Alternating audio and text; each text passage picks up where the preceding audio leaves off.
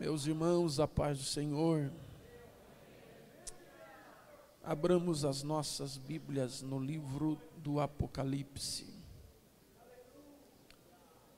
O livro do Apocalipse, o capítulo de número 3. O livro do Apocalipse, o capítulo de número 3. Quero agradecer a recepção, o carinho, que todas as vezes que aqui eu estou, é dispensado pelo nosso pastor Silas, a Mancidinha. Deus abençoe vocês. Hoje aqui também o nosso pastor, representado pelo pastor Amado. Que Deus o abençoe. Deus abençoe toda a liderança, tanto dos jovens quanto dos adolescentes, pelo carinho de cada irmão que tem se tornado, como o próprio pastor Silvio já disse, amigos. E eu sou muito feliz por esses amigos que conquistei.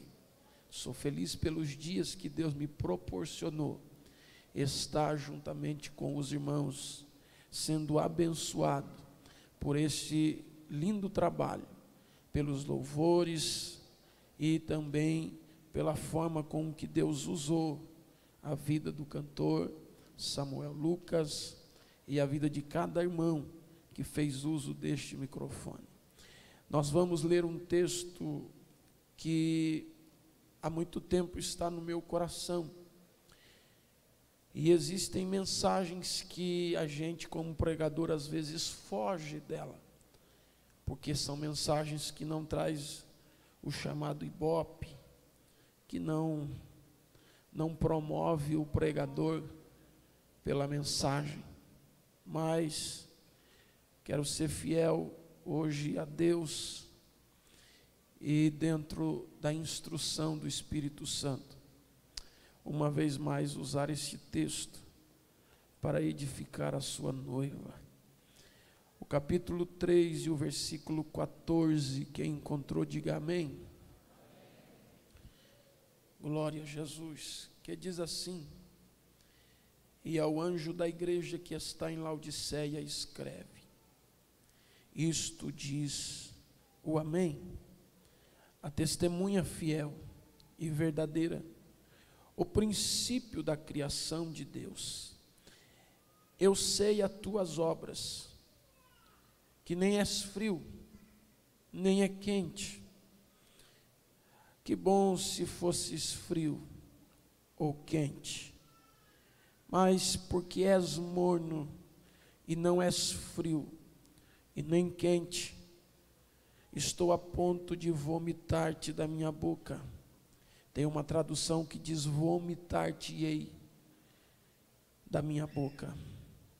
Como dizes, rico sou, estou enriquecido, e de nada tenho falta, e não sabes que és um desgraçado, miserável, pobre, cego e nu. Aconselho-te que de mim compres ouro provado no fogo, para que te enriqueças, e vestes brancas, para que te vistas, e não apareça a vergonha da tua nudez. E que unjas os olhos com o colírio, para que veja. Eu repreendo e castigo a todos quantos amo. Sê, pois, zeloso, arrepende-te, eis que estou à porta e bato. Se alguém ouvir a minha voz e abrir a porta, então eu entrarei em sua casa, e com ele cearei, e ele comigo. Ao que vencer, lhe concederei que se assente comigo no meu trono, assim como eu venci e me assentei com o meu Pai no seu trono. Quem tem ouvidos, ouça o que o Espírito diz às igrejas.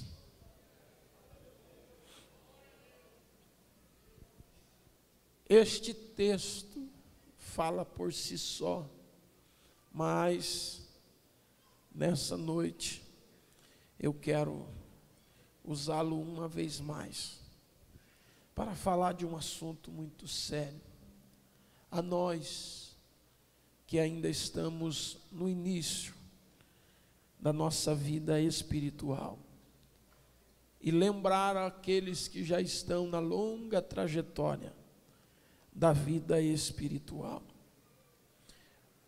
O texto que nós lemos fala a respeito de uma das 7 igrejas da Ásia. Haviam 7 igrejas. Segundo os teólogos, e há sempre uma discussão a respeito disso, é que estas 7 igrejas podem ser as 7 dispensações das igrejas, falando das 7 dispensações, ou pode ser os 7 períodos da igreja, ou pode ser que são 7 comportamentos dentro de uma só igreja. Então há sempre uma discussão teológica dentro deste assunto, se é ou não a questão de 7 dispensações da igreja, ou as 7 fases da igreja, ou os 7 comportamentos de uma só igreja. Independente de qual seja o raciocínio teológico para este texto sagrado, o que é fato é que Jesus queria falar com a igreja. Não sei se nas 7 dispensações, não sei se falando de 7 fases que a igreja enfrenta, mas também não sei se é os 7 comportamentos de uma só igreja. O que eu sei é que algumas dessas igrejas, Jesus aprova o seu comportamento, e algumas dessas igrejas, Jesus desaprova o seu comportamento.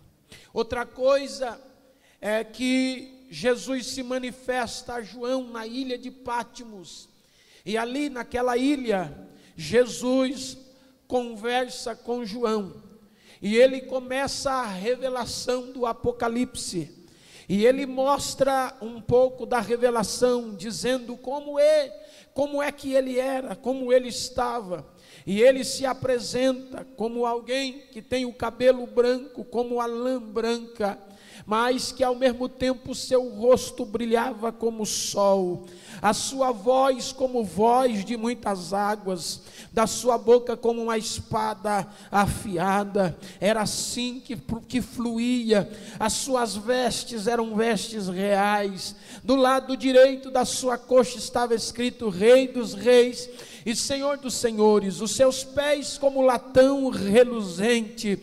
E Jesus vai se apresentando a João na ilha de Pátimos, e ele diz: tudo o que vê, você vai escrever, vai anotando, porque depois você precisa mostrar essa revelação à igreja. A igreja precisa saber dessa revelação. Só que entre todo o Apocalipse, desde o seu primeiro capítulo até o seu último capítulo, você não vai encontrar Jesus dando explicação da revelação. Jesus apenas dá a revelação e pede para que nós como igreja faça a interpretação, ponto. Até que quando chega no capítulo de número 1 e 2, e ele fala que ele estava andando no meio dos 7 castiçais, e a Bíblia vai dizer que ele também continua dizendo que na sua mão direita haviam 7 estrelas, e ele agora rompe o silêncio da revelação, porque o restante do Apocalipse, a interpretação tem que ser de pura inspiração daquele que o lê, mas quando chega na revelação dos 7 e das 7 estrelas e dos 7 castiçais, ele diz para João: essa eu quero interpretar. Ele diz: agora escreve, porque essa eu vou interpretar, essa interpretação eu vou dar, as outras é oração, é jejum e boa vontade de Deus de permitir. Ele diz, mas essa eu vou interpretar. E ele diz para João, está vendo os 7 castiçais? João diz, eu vi. Ele diz, estes 7 castiçais são as 7 igrejas. Está vendo as 7 estrelas? João disse, eu vi. Ele diz, estas 7 estrelas são os pastores desta igreja. E ele disse, agora entenda a visão, João. A revelação é simples. Eu passeio no meio dos 7 castiçais. E eu tenho nas minhas mãos, eu que controlo as 7 estrelas.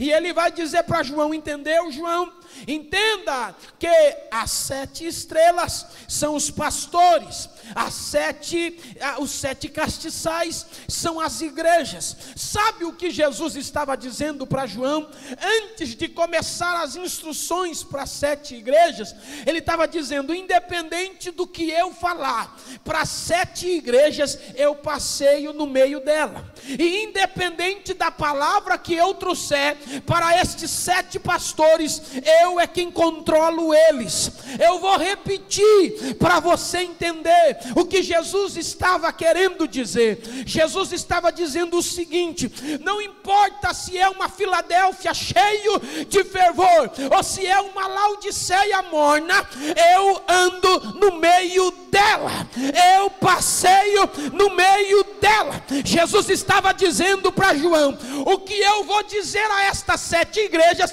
não altera a minha presença nelas. Não é porque uma está fraca e a outra está forte, uma está triste, a outra está alegre, uma está fria, a outra está quente, a outra está morna, um tem Jezabel, a outra tem Balaão, que eu saí do meio dela. Entenda o seguinte, João, tudo que eu vou te revelar não anula a minha presença no meio da igreja. Não importa se do teu lado tem alguém afastado ou se tem alguém cheio de Deus, não importa se do teu lado tem alguém vazio ou alguém que está navegando nas asas do Espírito, não importa se do teu lado tem alguém fraco ou alguém forte, a realidade é que Jesus está no meio da igreja. Ele está. Porque nós temos o costume de avaliar as pessoas por aquilo que ela demonstra, o seu comportamento. Se alguém não dá glória, se alguém está fraco, a primeira coisa que vem na nossa mente, perdeu a presença de Jesus. Se alguém caiu, se alguém fracassou, nós pensamos, Jesus já não está mais na vida dele. E eu vim desmontar todo este cenário que você colocou na tua mente. Porque se caiu ou está de pé, se está fraco ou está forte, não chegou o arrebatamento, então ele ainda passeia no meio dos 7 castiçais. Oh glória! Mas é Laodiceia, ele passeia. Mas é Esmirna, ele passeia. Mas é Tiatira, ele passeia. Mas é Pérgamo, ele passeia. É Éfeso, ele passeia. Ei, o teu condicionamento espiritual não anulou a presença dele no culto nesta noite. Ele está na casa, ele está no recinto, a presença dele está nesse lugar. Por que eu estou falando isso? Porque quando eu entrar na carta de Laodiceia, depois quando eu começar a pregar, vai ter gente que vai começar a colocar na mente, aí ó, Jesus não está na vida dessa pessoa. Então tudo que eu pregar daqui para frente não anula a presença de Jesus. Quem entendeu, diga amém. Amém. Muito bem. Segunda coisa, ele diz assim, eu ando no meio dos 7 castiçais, e eu tenho na minha mão direita as 7 estrelas. Ele estava dizendo o seguinte, quem controla elas sou eu. Ele estava dizendo, o pastor dessa igreja, quem coloca, quem tira, quem move, quem locomove, quem desloca, ele diz, sou eu. Ô glória. Por que é que ele fala isso? Porque ele estava dizendo para João, eu vou mostrar um cenário de algumas igrejas, que na tua mente, João, vai dar o seguinte veredito, tira esse pastor, remove ele de imediato, esse camarada não pode ficar na direção dessa igreja, está tolerando Jezabel, está suportando Balaão. Aí Jesus disse para João, antes de eu entrar na visão, entenda, eu não deixei a igreja, porque ela é Pérgamo, Tiatira ou Laodiceia. Segundo, você não tem direito de falar nada do pastor, porque ele está na minha mão.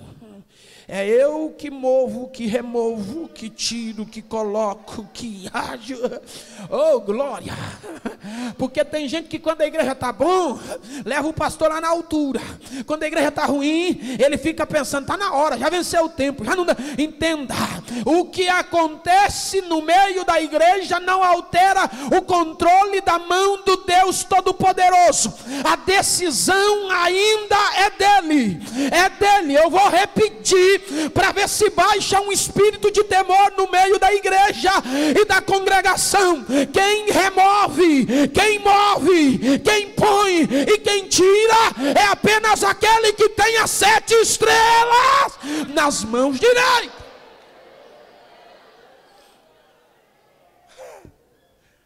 Lembra Éfeso? Ele disse, olha, você fica aí, rapaz, eu sou dos 7 castiçais, eu posso remover o seu candeeiro. Ele diz, não brinca não, que eu removo o teu candeeiro, mas eu, o Senhor, Ele, nós não. Ninguém faz baixo-assinado, ninguém...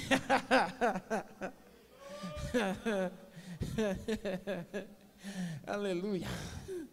Vai, que tem gente que ainda não entendeu, diga para ele assim, é só Deus que move o candeeiro. Vai, diga, vai.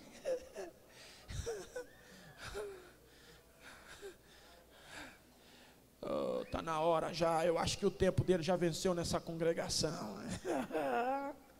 Vai se dar mal, porque só um pode mover, só um tira, só um põe, só um desloca, só um move. Ah não, mas é o pastor que está de olho em mim, o pastor que está pegando no meu pé.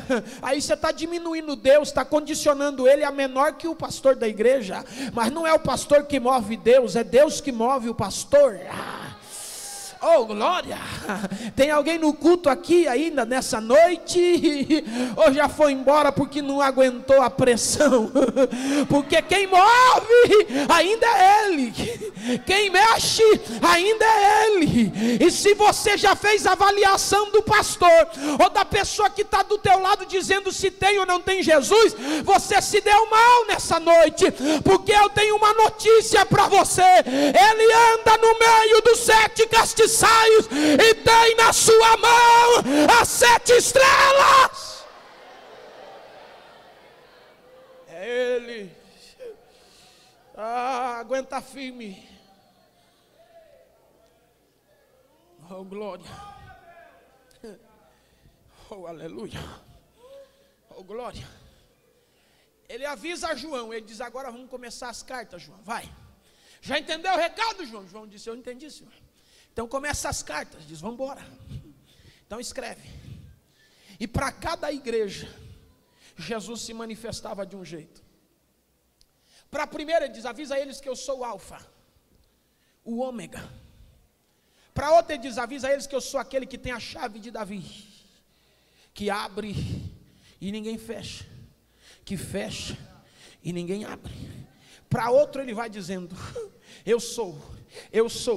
E quando chega na igreja de Laodiceia, ele olha para João e diz, agora escreve para eles aí, e avisa que quem está falando agora é o amém.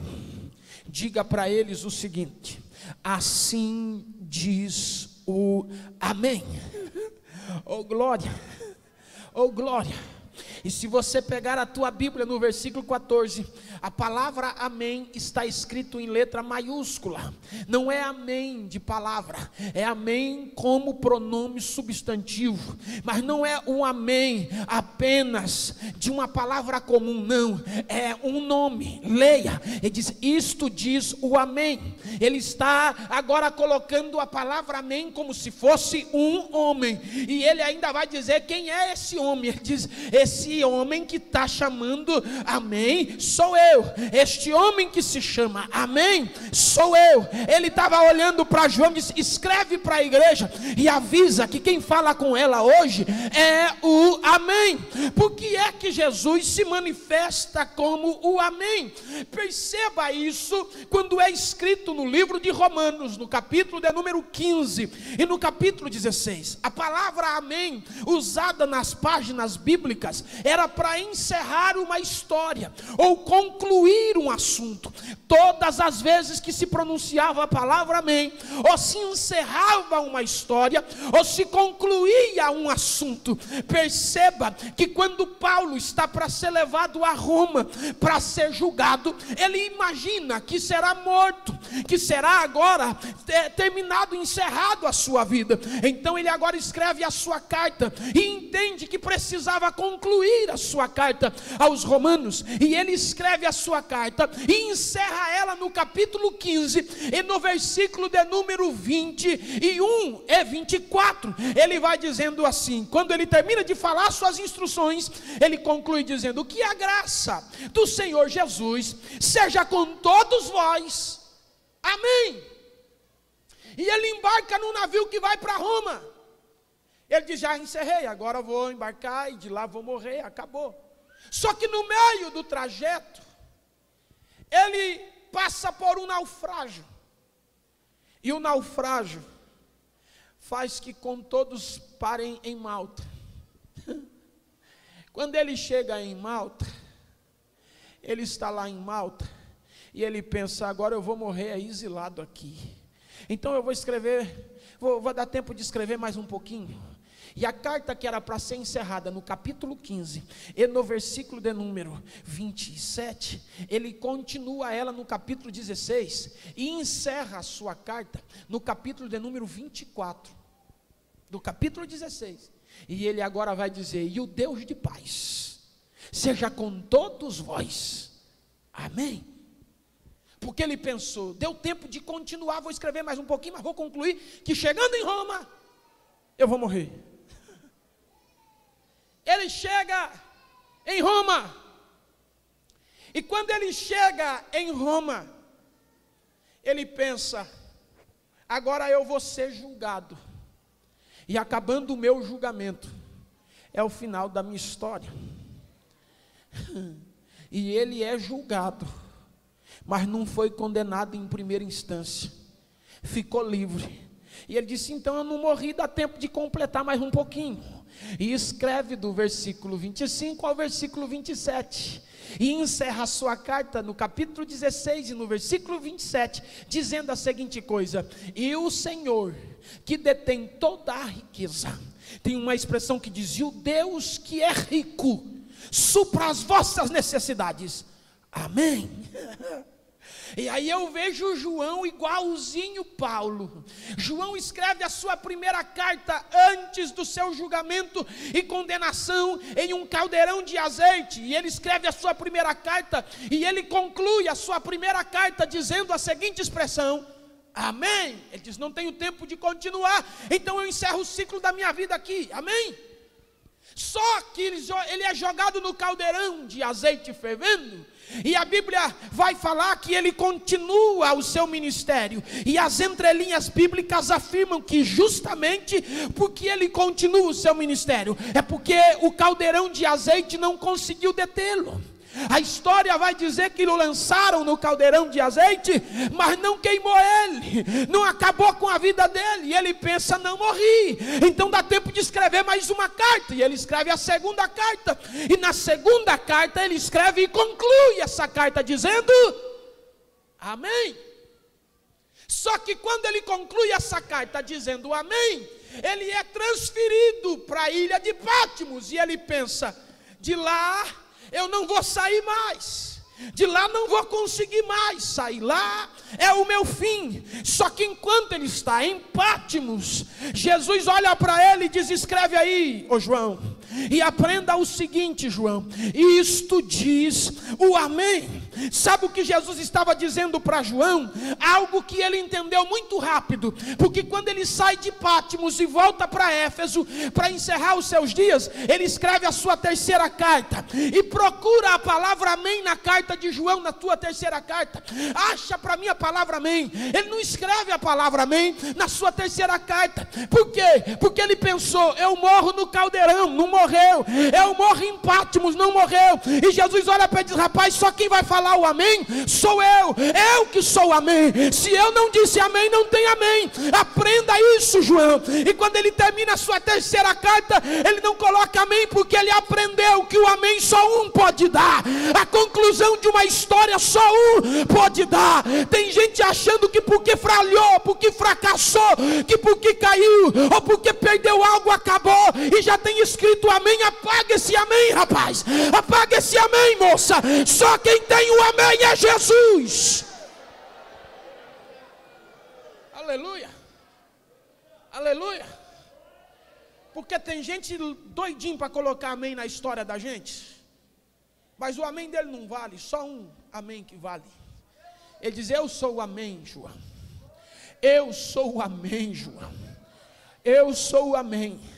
Mas pastor, o senhor não sabe a situação que eu estou vivendo. Não coloque amém aonde Deus não colocou. Ah, mas o senhor não está vendo a minha situação. Não coloque amém aonde Deus não colocou. Ele é o amém. Se ele não concluiu a tua história, não é o advogado, não é o promotor, não é o juiz, não é o médico, não é o empresário, não é o teu esposo, não é tua esposa, não é teu pai, não é teu filho que vai dizer que acabou. Só quem pode dizer acabou ou não acabou é Jesus. Se ele não colocou amém, por pior que seja a tua situação, pode estar num caldeirão fervendo, pode estar numa ilha de Malta, pode estar em Pátimos exilado, continua tranquilo com teu coração, porque se ele não colocou um amém, é porque a tua história ainda não terminou. Siga em frente, João. Vai. Aleluia. Isto diz o amém. E o que é o amém diz? O amém diz o seguinte: ô Laodiceia, eu percebi que vocês não são frios e nem quentes, mas vocês são mornos. Há 4 problemas que Jesus vai detectar na igreja de Laodiceia. E entenda, o que eu vou ministrar aqui não demonstra que Jesus não está mais com você, e muito menos que o problema é o pastor e precisa trocar. Quem entendeu, diga amém. É apenas 4 problemas que ele detectou em Laodiceia e que precisava ser solucionado. E o que eu vim buscar aqui nessa noite não é humilhar ninguém, e muito menos doutrinar a igreja que tem um excelente pastor. Eu vim aqui debaixo do temor de Jesus, detectar 4 problemas que nós precisamos resolver. Primeiro, ele faz uma comparação entre a Laodiceia, que hoje se chama Pamukkale, com a situação que ela estava vivendo. Porque Laodiceia era uma das cidades mais ricas que haviam na época. Ela era pioneira na medicina, na parte da oftalmologia. Ela era aquela que criou, que inventou o colírio para os olhos. Pamukkale ou Laodiceia era muito rico em tecidos exóticos, em cores diferenciadas do resto das nações.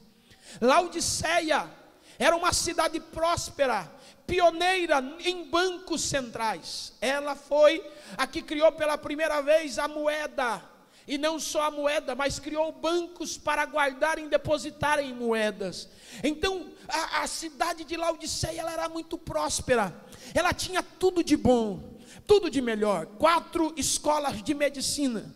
Pensa numa cidade, era uma cidade perto dos portos, era uma cidade que quem quisesse entrar para dentro da Turquia teria que passar primeiro por ela, e quem quisesse sair ao oceano teria que passar por ela. Então era uma cidade estratégica, era uma cidade próspera, rica, mas ela só tinha um problema. Qual era o problema de Laodiceia? É que ela ficava em um lugar alto, e por estar em um lugar alto, ela ficava em um lugar escasso de água. Ela não tinha água, nem águas termais, e nem águas boas para beber. Ela tinha a escassez de água. Só que do lado direito de Laodiceia havia uma cidade chamada Colosso, e Colosso era conhecida por lugares de fontes de águas, por região de muitas águas, era a região dos lagos. E quando você virava do lado esquerdo, havia outra cidade chamada Hierápolis, e Hierápolis era uma cidade de águas termais, de águas quentes, de águas que saravam, águas terapêuticas. E Laodiceia ficava no meio dessas duas cidades, de Colosso e de Hierápolis. E Laodiceia, com toda a sua riqueza, com todo o seu poderio intelectual, com todo o seu poder financeiro, pensou: eu consigo trazer a água de Colosso para que nós possamos beber, e nós também conseguimos trazer a água de Hierápolis para nós nos banharmos nas águas termais, para que também tenhamos maior longevidade. Vai dar tudo certo.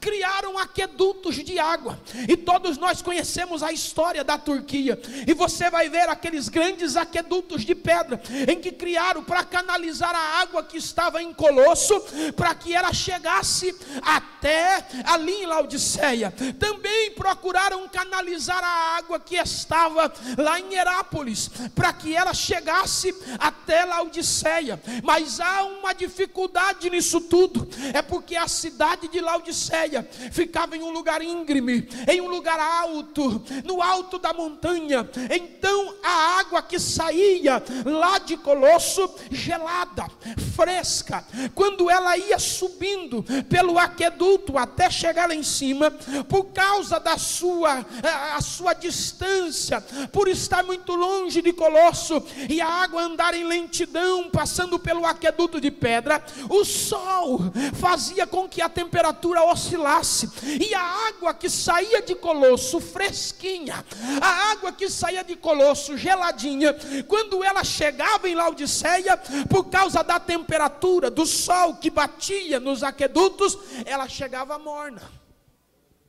E as águas que saíam de Hierápolis, quente, quando ela chegava para os aquedutos e ia vindo, quando estava quase chegando lá em cima, ela perdia a sua temperatura original, e ao invés de chegar lá em Laodiceia quente, as águas chegavam mornas.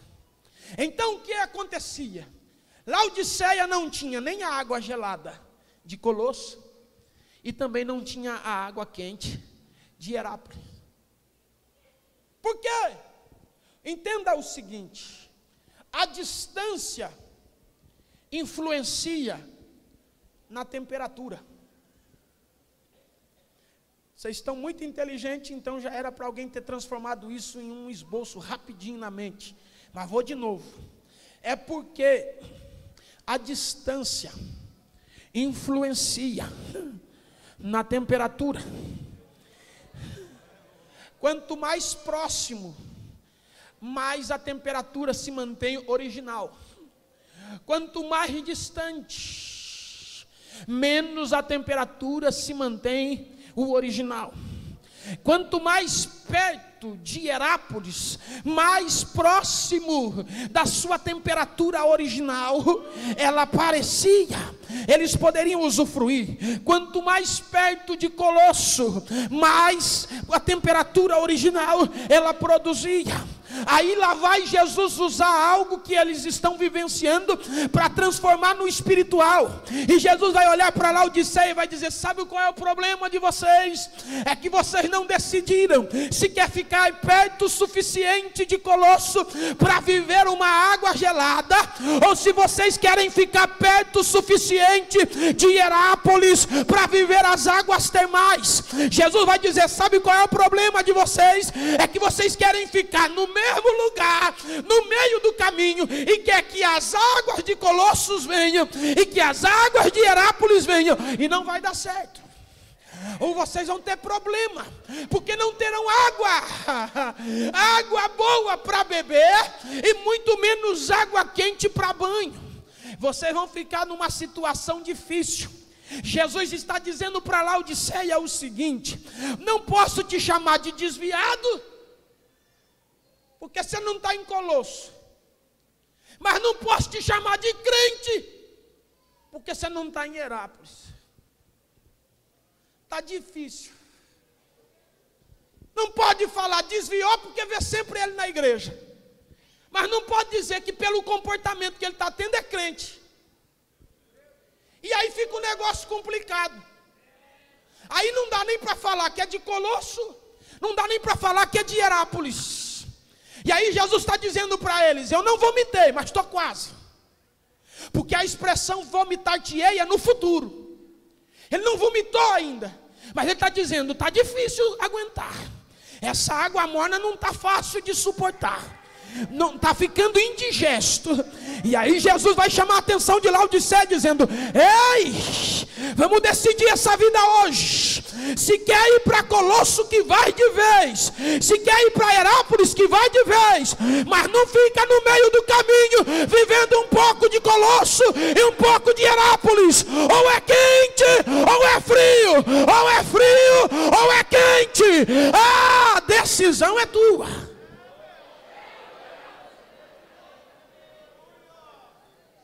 Pastor, mas o que Jesus estava querendo dizer? Ou desvia de uma vez ou vira crente. Uai. Pastor, mas é isso? É isso mesmo. Ele já viu aquele negócio de diga-me com quem tu andas e eu direi quem tu és? Ele está dizendo: se você se inclinar para o lado de Colosso, você vai ter mais água gelada. Mas quanto mais perto de Colosso, mais distante de Hierápolis. Só que se você optar pelas águas termais, quanto mais próximo de Hierápolis, mais distante de Colosso.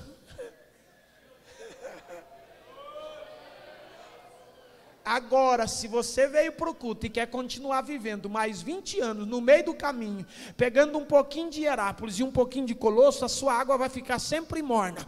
Nem o suficiente para beber e nem o suficiente para tomar banho. Aí vai passar 10 anos, 20 anos, 30 anos, e você olha para o camarada, olha para a mulher, está lá, morna, está morna. Não é quente e não é frio. Mas nessa noite o Espírito Santo te chama para uma decisão. O Espírito Santo está dizendo: levanta e toma uma decisão hoje.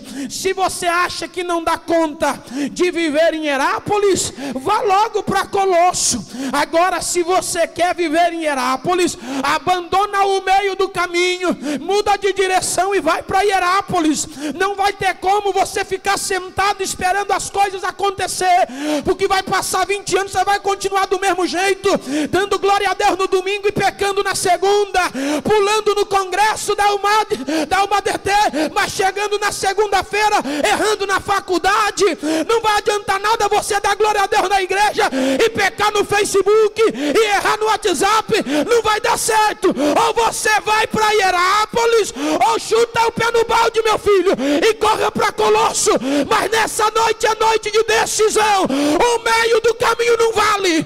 O meio do caminho não vale. O meio do caminho não vale. O meio do caminho não vale.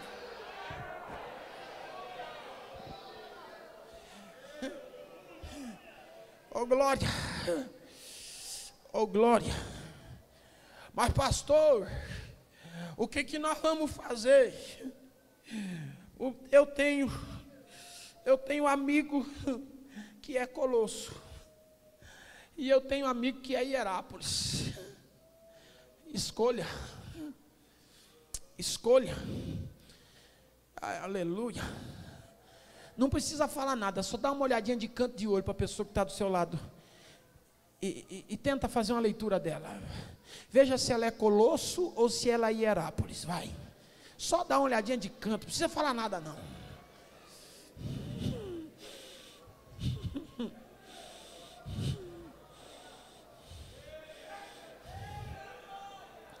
Pastor, como que eu faço para saber se a Hierápolis é Colosso? Se você estiver do lado dele e até agora ele não deu um glória a Deus, é Colosso. Mas se você está do lado dele, o grito dele já até te incomodou, e você chegou até a ficar um pouquinho com raiva, não fica não, se anima porque você está do lado de um Hierápolis. Fica feliz porque tem crente cheio aí. Oh glória! Oh glória! Hoje é noite de nós descermos para Hierápolis e mergulharmos nas águas termais de Hierápolis e nos aquecermos na chama do Espírito Santo. Eu vim pregar debaixo da autoridade do Espírito Santo que você vai se colocar de pé, vai sair da tua posição de conforto e vai correr para Hierápolis, porque Deus quer te ver de novo cheio, cheia, cheio, cheia.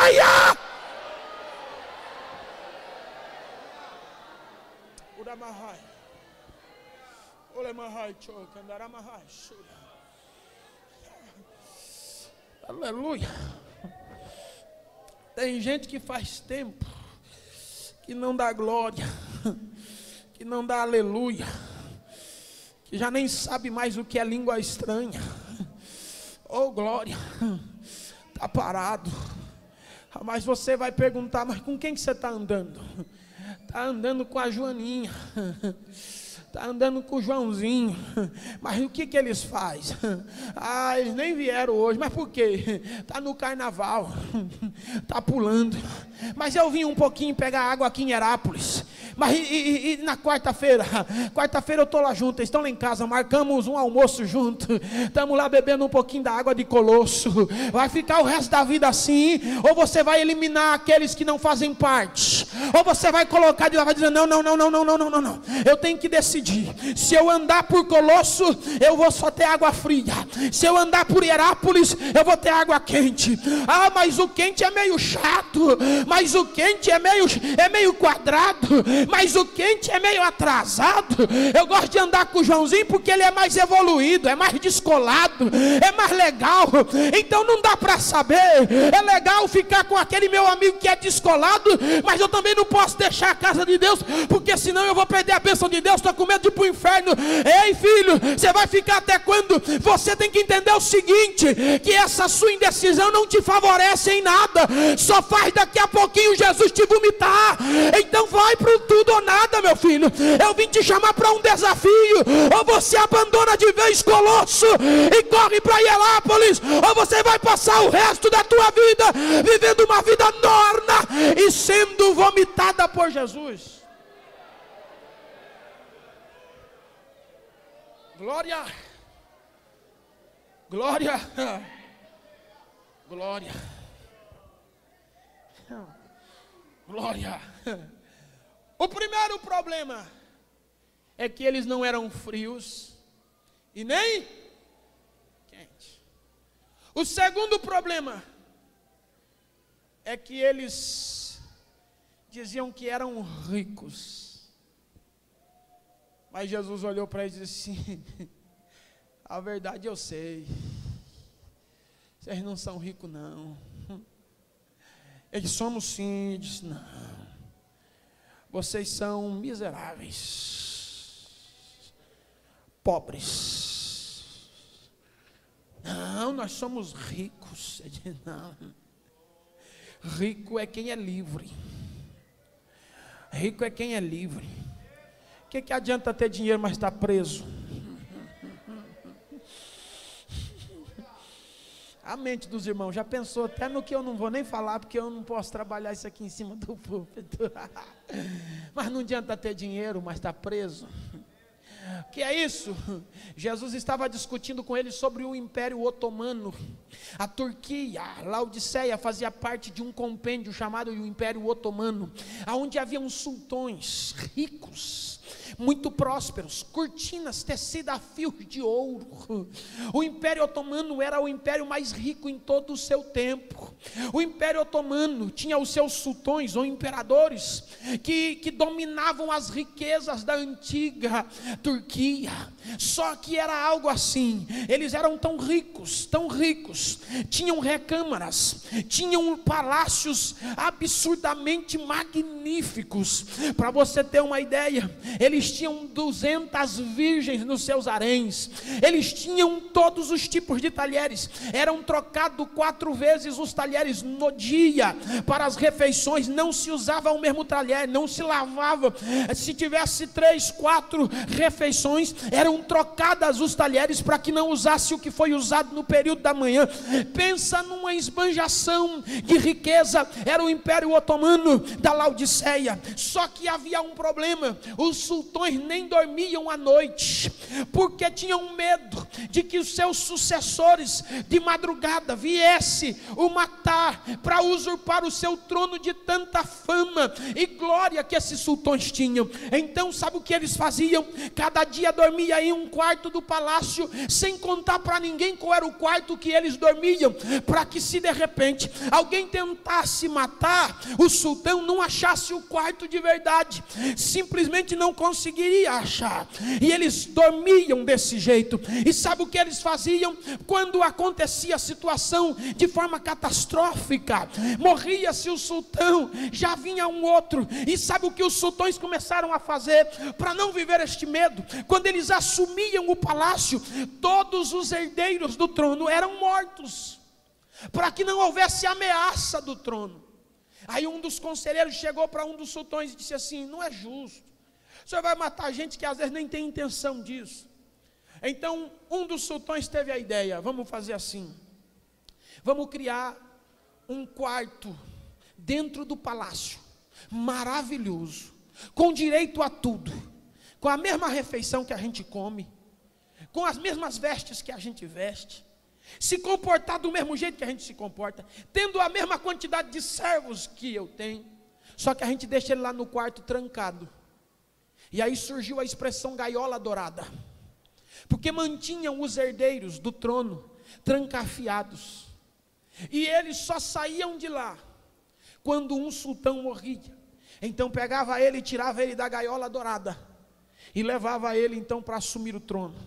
Mas virou um problema muito sério, por causa do tempo em que eles ficavam dentro dessas gaiolas douradas, destes quartos luxuosos, sem ver a luz do dia, sem sair de dentro daquele ambiente. Quando eles saíam de lá, saíam todos pinéis, saíam todos de forma totalmente doidas, malucas. E muitos deles, e nós poderíamos citar pelo menos 3 destes sultões, eles matavam sem piedade, eles usavam homens como tochas humanas para ficar em sua volta, de tanta loucura, de tanta paranoia. Um deles pegou uma vez e matou 400 mulheres por achar que elas estavam conspirando contra eles.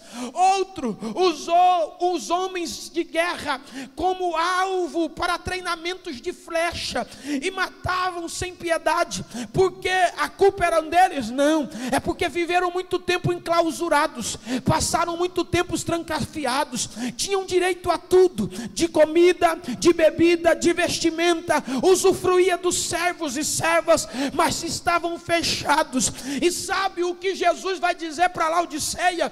Vocês pensam que são ricos, mas vocês estão todos presos em gaiolas douradas.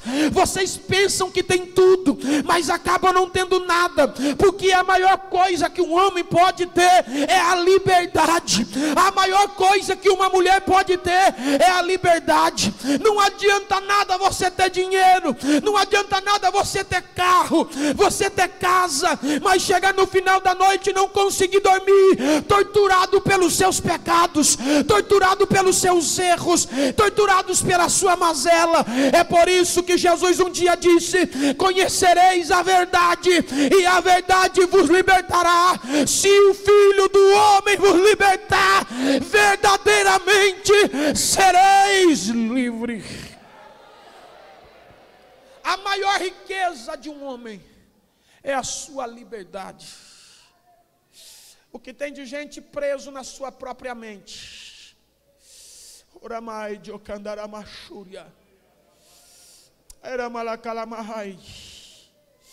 O pior momento em que alguém pode viver é quando peca e fica preso no seu próprio pecado.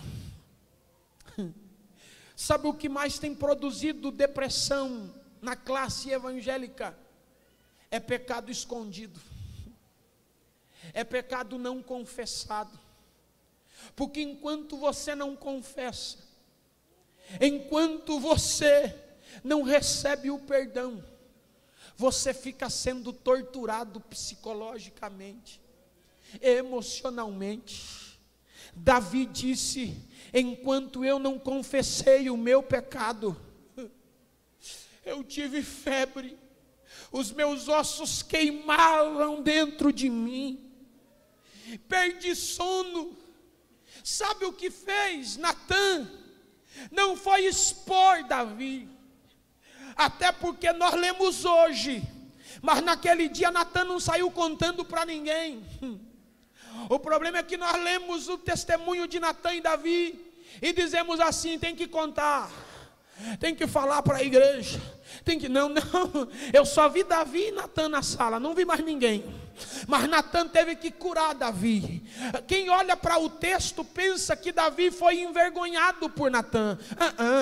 O que Natã fez foi salvar Davi. Davi estava preso no pecado não confessado. Ele era torturado 24 horas. Aonde ele ia, aonde ele estava, a perturbação da morte de Urias e do adultério de Betseba o acompanhava, o seguia. E quando Natã pega e diz: este homem és tu, Davi, ele mesmo disse: sou eu mesmo, é eu quem pequei contra Deus. Sabe o que Davi estava dizendo? Obrigado por me libertar desta jaula, obrigado por me tirar dessas grades, obrigado por me libertar dessa prisão. Eu vim pregar nessa noite com muito temor, e o meu corpo treme em cima desse altar, porque eu sei cada detalhe da responsabilidade do que eu ministro aqui nesta noite. Mas eu vim dizer para você: você pode até pensar que está dando tudo certo, e que você é rico, e que está tudo funcionando, mas você está preso em gaiolas douradas. Mas nessa noite Jesus me trouxe aqui para pregar uma mensagem de libertação, de libertação. Essas prisões vão cair por terra, essas grades vão ser abertas, e você vai voltar a ter liberdade para adorar a Deus.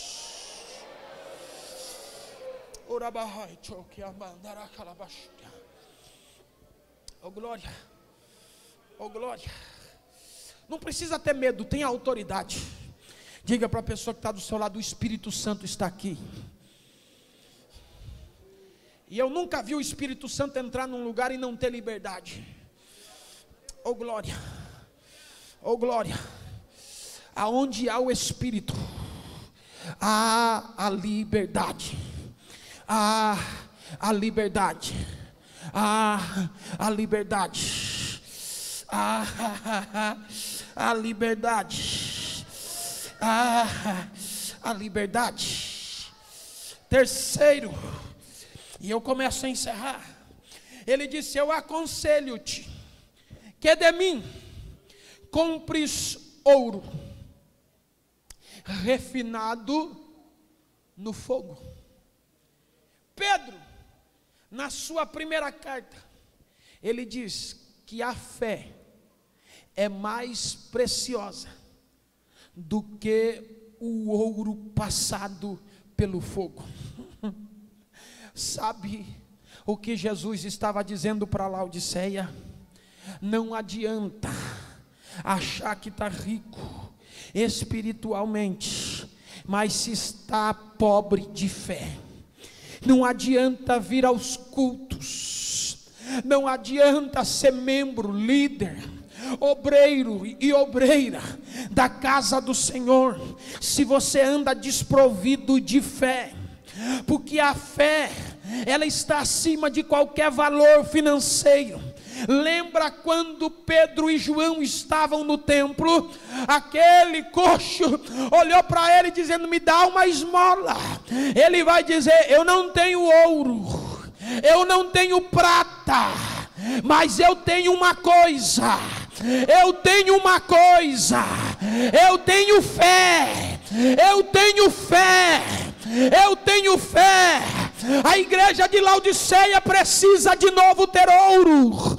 A igreja de Laodiceia precisa novamente ter ouro. Não adianta ter cultos maravilhosos, louvores maravilhosos, mensagens maravilhosas. Nós precisamos é de fé. Precisamos é de fé. Se eu pregar essa mensagem, mas não produzir fé, não valeu nada para mim estar aqui nessa noite. Você precisa sair daqui sabendo que você tem a autoridade de Deus para fazer acontecer aquilo que ainda não aconteceu, para conquistar aquilo que ainda não conquistou, para ser aquilo que você ainda não é. Deus tem ouro, Deus tem ouro. Aí ele diz: também tem que comprar vestes brancas.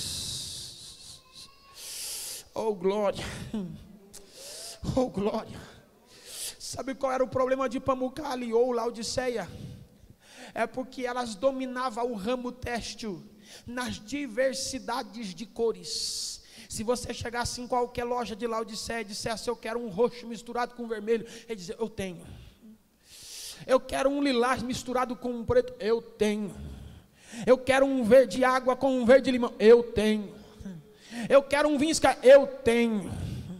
Mas se você chegasse, porque eles viciaram tanto, se acostumaram tanto em produzir tecidos coloridos, que quando pedia para eles: queremos apenas um tecido branco, tem? Ele dizia: o branco está em falta. Sabe o que Jesus estava dizendo? As vestes brancas aqui era a mensagem da cruz.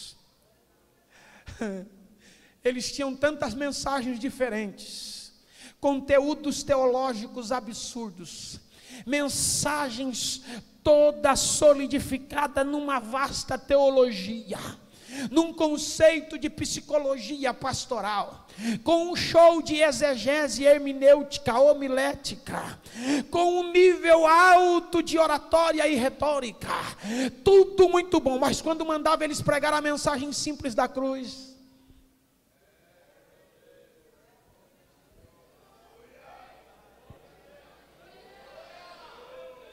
eu me incluo dentro disso. Sabe o que acontece com a gente? A gente vicia tanto em colocar vestes coloridas para a igreja. Você fica tão preocupado em preparar uma mensagem que gera um impacto teológico em alguém de conhecimento, para que a pessoa saia da igreja dizendo assim: nunca ouvi uma mensagem igual esta. Que conhecimento. Que quando alguém pede para você pregar no culto ao ar livre, o pregador itinerante não consegue. Por que não consegue? Porque a mensagem lá no culto ao ar livre não é cheia de hermenêutica, homilética, exegese e um monte de outra coisa. No culto ao ar livre é só Jesus Cristo salva, Jesus Cristo cura, Jesus Cristo batiza com o Espírito Santo, e Jesus Cristo vai vir arrebatar a igreja. E o que ele vai dizer nisso? Qual é a mensagem teológica para isso? Se ele tiver que ler João 3,16 e falar para ele: prega meia hora nisso. Os nossos pais na fé pregavam sem medo nenhum, pegavam o microfone na mulher do fluxo de sangue, no cego de Jericó, e arrasava. Nós temos que pegar a mensagem, ficar buscando refúgios teológicos noite e dia, para ver se impacta a massa. Eu vim dizer para você que este evangelho ainda é evangelho de vestes brancas, de vestes brancas, de vestes brancas, de vestes brancas.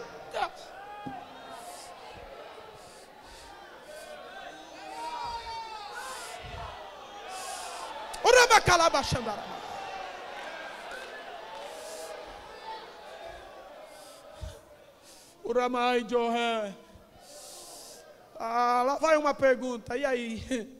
Só vestes coloridas que te encantam ou vestes brancas ainda te deixa a boca aberta?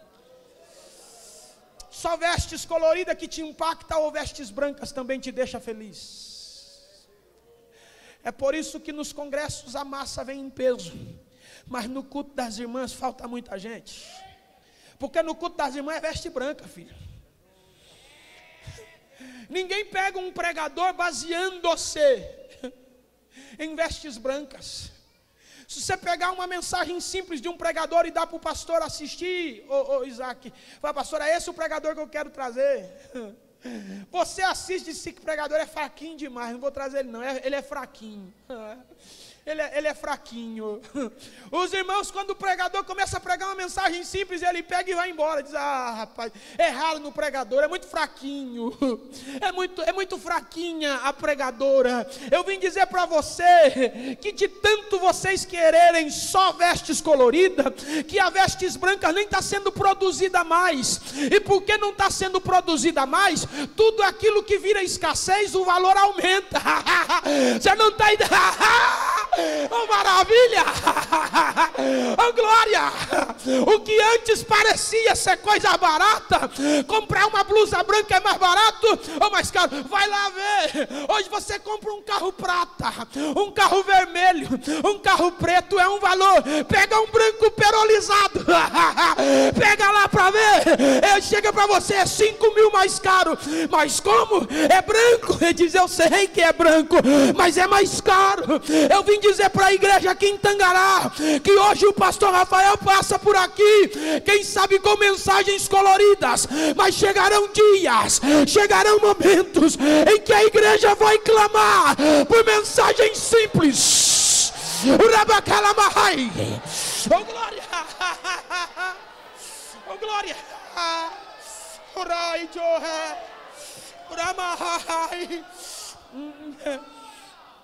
é muito simples, a lógica é muito simples. Quando vem uma enxurrada de pregadores na nossa igreja, prega segunda, terça, quarta, quinta, sexta, prega na ceia, prega na reunião de obreiro, prega no culto de ensino, prega no culto das irmãs, prega no culto dos jovens, e é pregador, chega no dia que o pastor da igreja pega o microfone, só dele falar, a igreja já degusta, e já começa a se emocionar, porque fica com saudade. Nós até pensamos que gostamos de vestes coloridas, mas lá no interior, todo mundo sabe que é apaixonado em vestes brancas, que é apaixonado em vestes brancas, que é apaixonado em vestes brancas.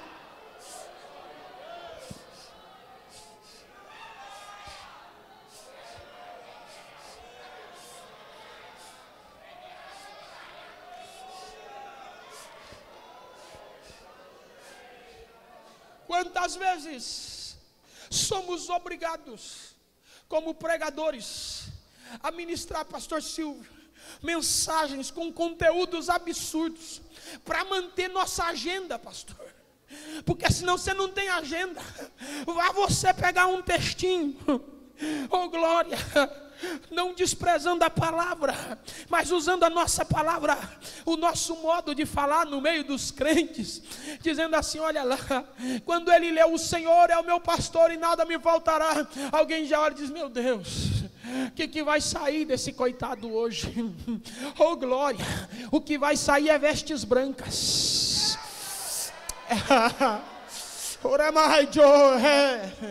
Pastor, mas o que o senhor está querendo dizer? Eu estou querendo dizer que eu estou aproveitando um congresso como esse, abastado de pessoas como essas, para dizer que é mais importante o culto da segunda-feira à tarde com as irmãs e um irmãozinho pregando o cego de Jericó, do que um congresso como esse, com um pregador pregando mensagem cheio de conteúdo teológico. Que absurdo que o senhor está. Não é absurdo não, nós precisamos voltar a amar a mensagem da cruz, sem precisar classificar qual é o nível da mensagem.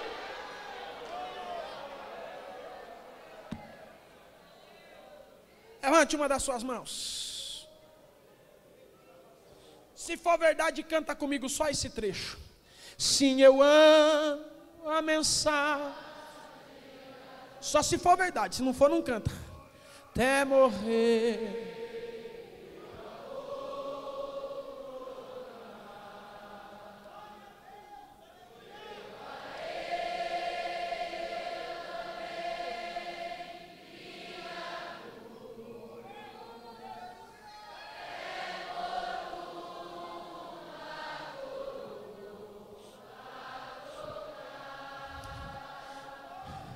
Agora coloque a mão no ombro dele e dela aí, vai. Porque do teu lado tem que ter um Hierápolis, não é possível que não tem. Mais uma vez para você sentir qual é a temperatura dele, vai. Sim, eu amo. Sinta a temperatura dele, sinta.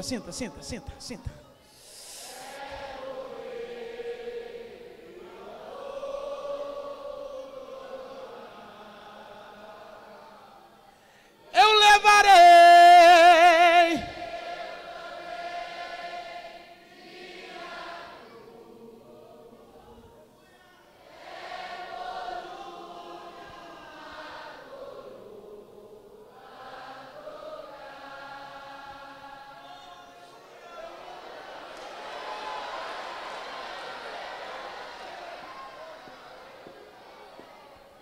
Se coloque de pé, quero ser prudente por causa do tempo.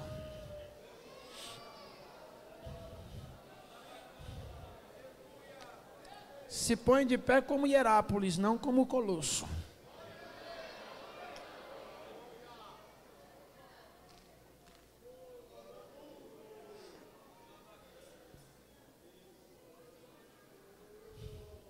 Primeiro problema, não é quente e nem frio. Segundo problema, vocês parecem que são ricos, mas estão nas gaiolas douradas. Terceiro problema,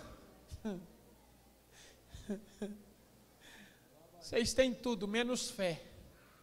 Quarto problema, vocês têm todas as cores de vestes, menos as vestes brancas. E o último problema, ele disse: peço que compres também colírio, para que unja os vossos olhos.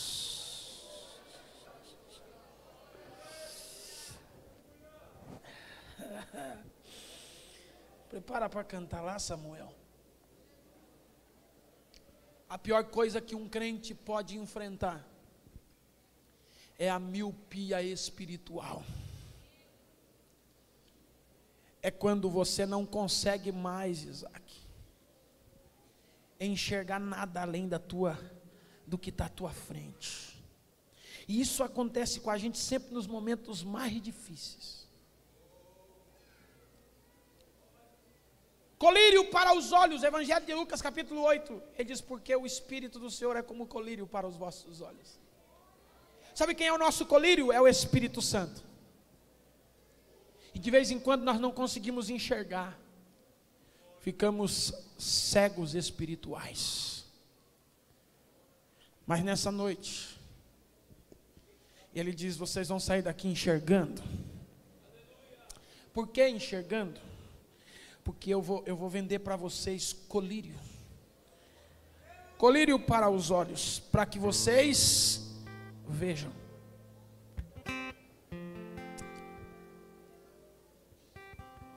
Eu falo isso e encerro. Olhe para mim. Geazi, ele acorda de madrugada. Ele vai na janela.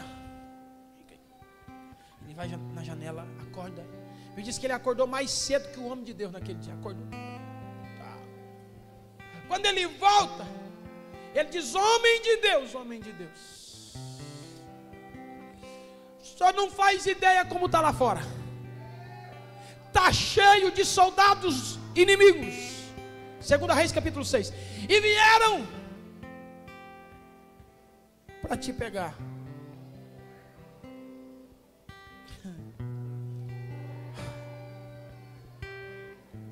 Aí Eliseu dá uma olhadinha e diz: o que aconteceu? Ele diz: vem para o senhor ver. Eliseu abre a porta e vê um exército. Ele vira para o jovem, o seu servo, e diz: rapaz, Você está nervoso por causa disso aí? Mas o senhor não está vendo a quantidade de gente. Aí Eliseu: Senhor, abre os olhos, coloca colírio no olho dele,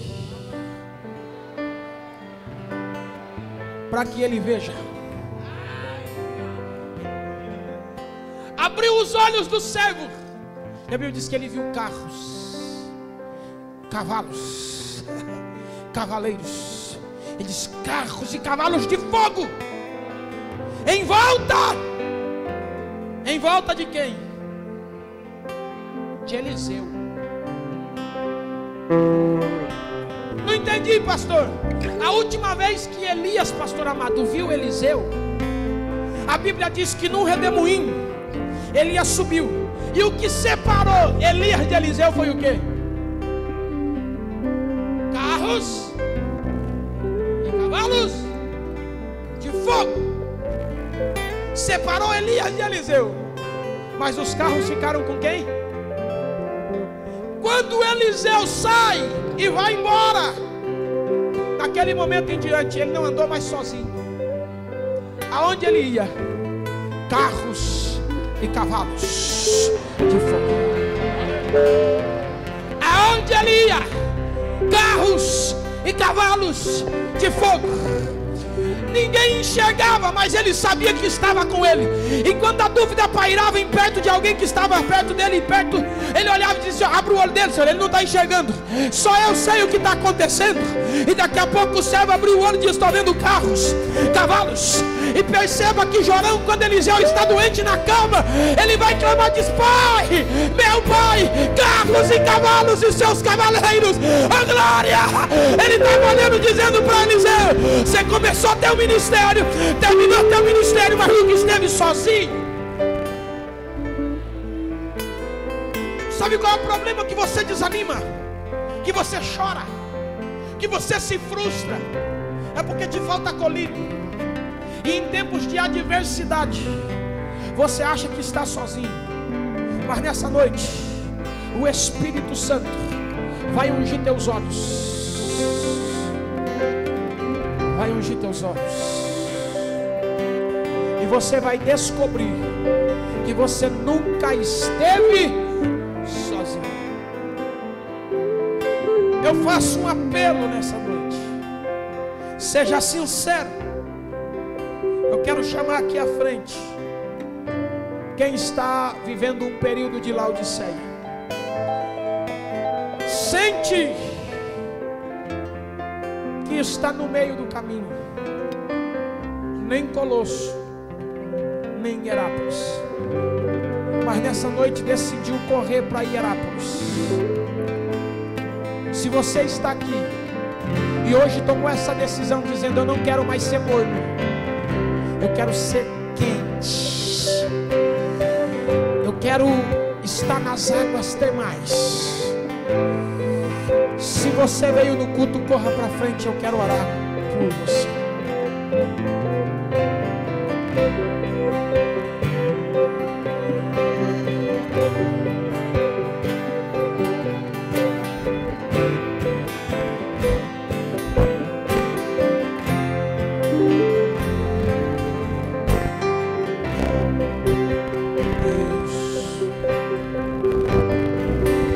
Diga-me que quem tu andas e eu direi quem tu és.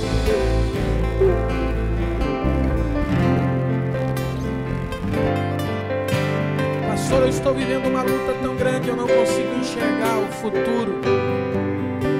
Não consigo ver a minha vitória.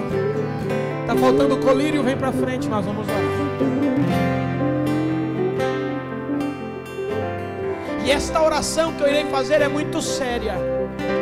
Porque essa oração, ela só está acontecendo por causa da tua decisão.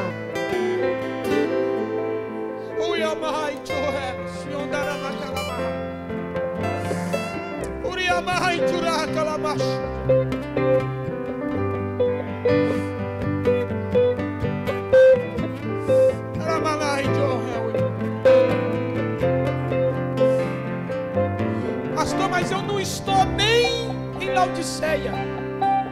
A minha situação é tão grave que eu estou para lá de Laodiceia, estou em Colosso.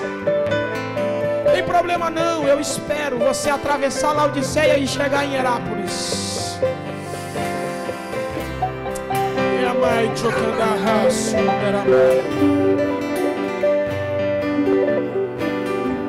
Pastor, eu estou em gaiolas douradas.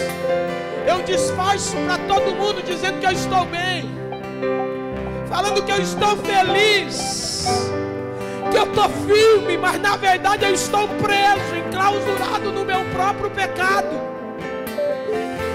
Toca para frente, hoje é o dia da tua libertação. Hoje é o dia que o Filho do Homem vai te libertar, e verdadeiramente sereis livres.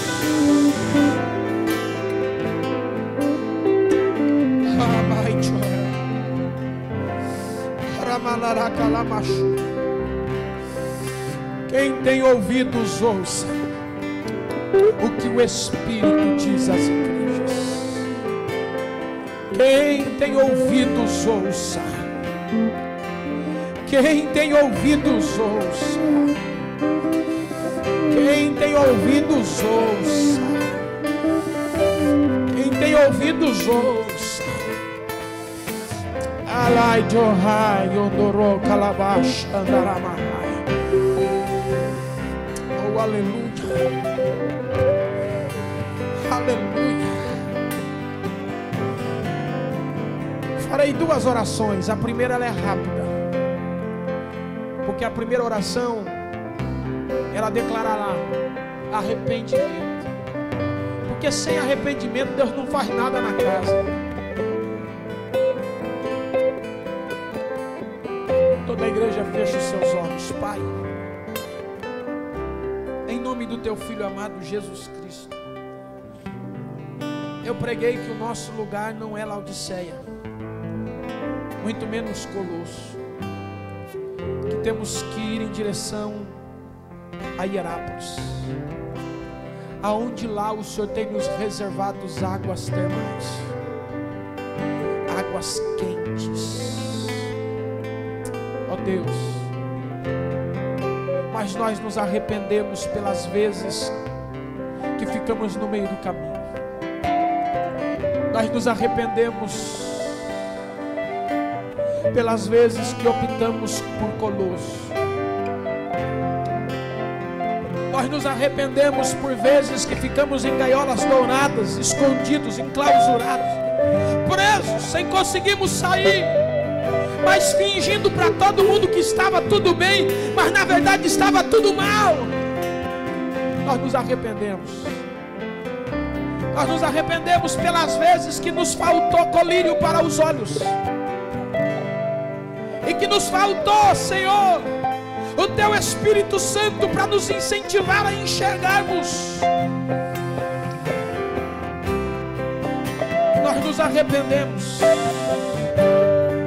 pelas vezes que faltou-nos a fé, e que quando era nos exigido a fé, houve em nós dúvida e medo. Pai, recebe o nosso arrependimento como cheiro suave do nosso sacrifício nessa noite. E eu encerro essa primeira oração, Senhor, dizendo que nós não nos conformamos com o nosso modo de proceder e de agir que temos vivido nestes últimos dias. Mas começo agora a minha segunda oração dizendo que não adianta nada nós não nos conformarmos, mas se não formos transformados. Não adianta nada eu entender que eu não posso ficar em Colosso e Laodiceia, mas mesmo assim permanecer lá. Não adianta nada eu entender que eu não posso ficar cego espiritual, mas não buscar o colírio para os meus olhos. E nesse segundo período da oração, a todos quantos vieram aqui à frente, e aqueles que por medo ou vergonha ficou escondido na nave ou na minha retaguarda, mas que tem dentro do coração a necessidade de fazer alguma coisa para mudar a história da sua vida. Se há de fato um arrependimento e um desejo de mudança nesta multidão que veio aqui à frente, que nos próximos segundos o teu é colírio para os olhos. Desça nesta casa, desça nesta casa, e que começa a o mover, e que começa a o mover para uma nova vida, para um novo momento, para uma nova história. A partir de agora é o Senhor e os arrependidos. É o Senhor e os arrependidos.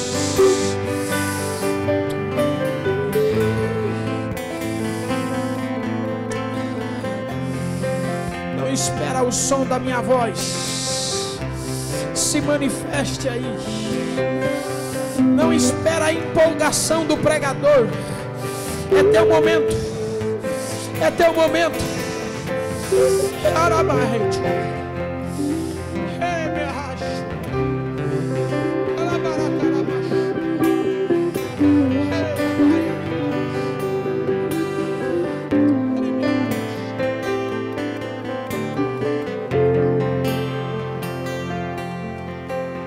Deus, eu já te vi na sarça ardente. Deus, também te vi no vento. Deus, eu já te vi na coluna de fogo. Deus, também te vi na nuvem. Mas hoje eu vim aqui pra dizer pra ti: não me deixe chutar sem ver tua glória. O teu povo até pecou e bezerro de ouro até fizeram, mas eu não saio daqui sem ver tua glória.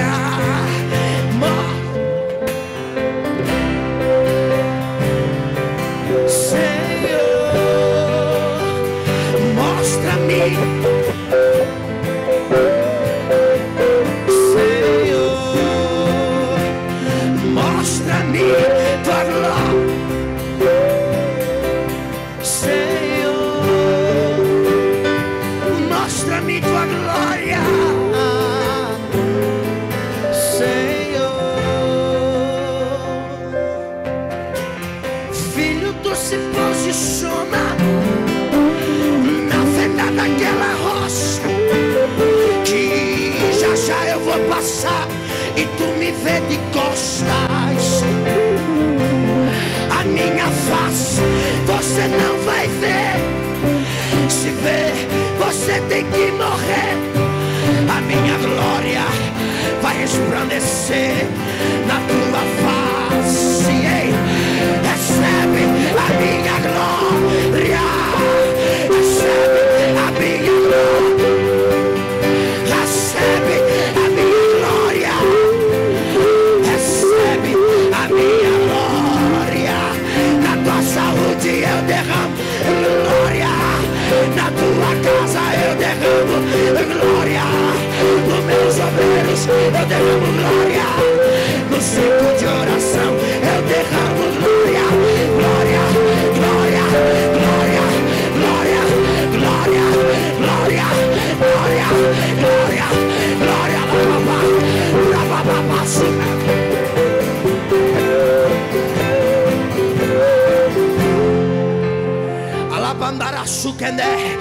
quando a minha glória passa, essa enfermidade vai ter que te soltar, porque a minha graça vai te abraçar, ela vai te curar, ela vai lavar a moderna. Quando a minha glória, a glória, a glória, a glória, a glória, a glória, pega a glória, a glória, a glória, a lavandara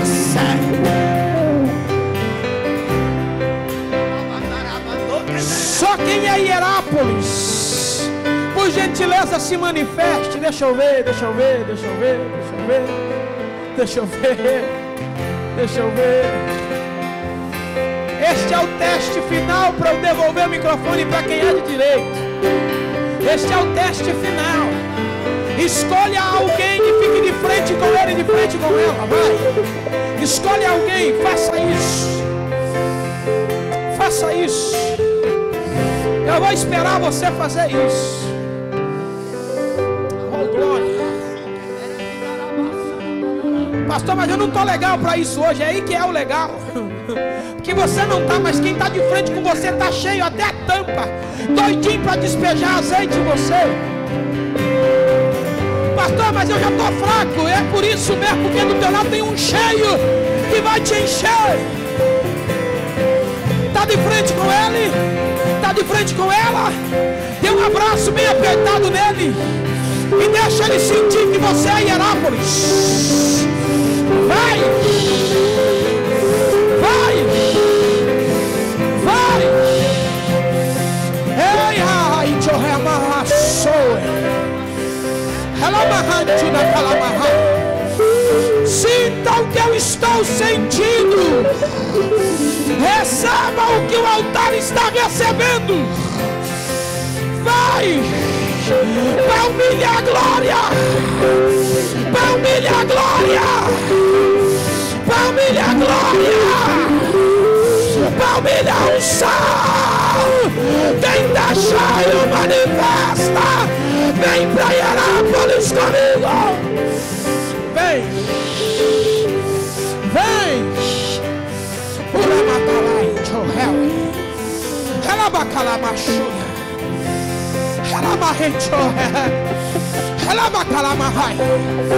O teu abraço está enchendo alguém.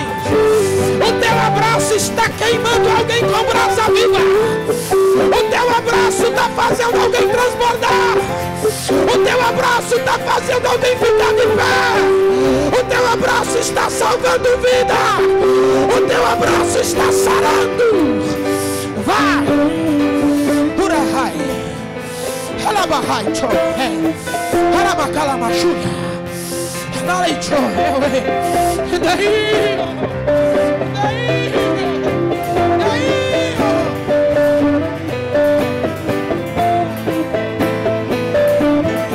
halabakalamashuya. Oh glória, oh glória. Quem tem ouvidos ouça o que o Espírito diz à igreja.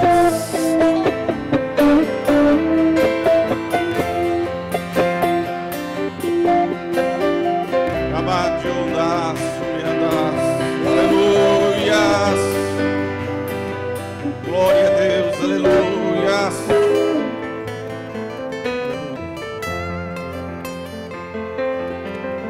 Aleluias. Tem uma vida aqui que está aceitando a Cristo nessa noite. Quem pode glorificar a Deus? A festa no céu nessa noite. Que uma pessoa entregou a sua vida para Cristo. Aleluias. E se porventura entre nós você que ouviu essa palavra e quer fazer de Cristo o Salvador da sua vida, tem um jovem reconciliando aqui, ó, e chorando, rabacando e ondas. Aleluia. Ainda dá tempo, vem aqui na frente. Mais um jovem está reconciliando. A terceira vida, irmãos. A igreja pode glorificar o nome santo do Cordeiro. Continuamos em intercessão.